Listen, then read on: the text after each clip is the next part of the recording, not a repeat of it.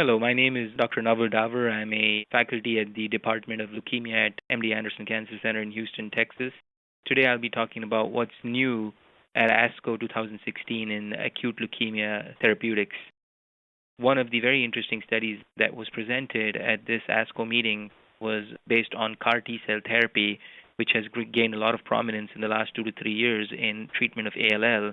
And now there are new CAR approaches being used in solid tumor as well as other heme malignancies. Dr. Park and colleagues presented their data in adult B-cell ALL in relapsed refractory patients who were treated with a CD19 targeting CAR T-cell. The CAR T-cells, as you know, are basically T-cells that have been genetically engineered to express the CD19 receptor, which makes them prone to go and target the leukemia cells as these express the CD19 antigen. So the CARs are a very highly selective, personalized approach to targeting cancer cells. In this study by Dr. Park and colleagues, they selected what we would consider a very high risk and a resistant to chemotherapy group of ALL patients. Most of these patients had prior therapy. In fact, about 40 to 50% of these patients had 4 or more prior treatments to ALL. They had also had prior transplant or prior blinatumomab in almost 40%. So a standard survival or standard response rate in this high-risk group of patients would be about 15 to 20% at best. The results that they showed were very impressive, where they were able to achieve a complete remission in almost 75% of the patients. So this is 3 to 4 times higher than what we would expect as a standard remission rate in this population. More impressive is the fact that a number of these remissions were MRD negative, meaning no minimal residual disease could be identified even on high sensitivity assays such as flow cytometry. Almost 80% of the patients were MRD negative. Also, they showed that about 30% of these patients who achieved MRD negative CR maintained it for greater than a year, which again is much better than what we have historically seen in such a high-risk group of patients. The study is ongoing, and the median overall survival in the patients who achieved MRD negative CR is 17 months, which again is much better than any historical data we've seen. And so this could be a new breakthrough for treatment of relapsed refractory ALL. The other study, also looking at CAR T-cells, looked at another aspect of CAR T-cell therapy, looking at the toxicities.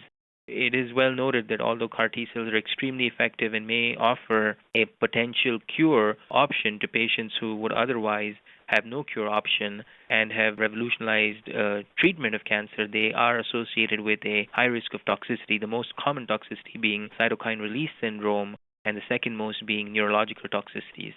So a number of efforts are being undertaken to reduce the toxicities associated with the CAR T-cells so we can give them on a broader scale to a larger number of patients at many additional centers. So the trial by Dr. Frey and colleagues looked at the effect of high dose versus low dose and split dosing versus single dosing regimens of a CD19 CAR T-cell. So they had 30 patients, and what they were able to show is that in the patients who received high-dose single infusion of the CAR T-cells, they had 100% grade 3 cytokine release syndrome, and in fact, 3 out of 6 patients, so 50%, had a mortality related possibly to cytokine release syndrome.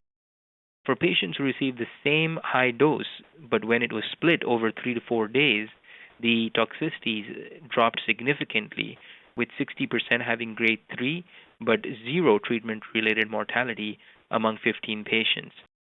So one of the hypotheses or one of the messages from this presentation was that the split dosing was very effective even when the same dose was given over 3 to 4 days rather than giving it all at once.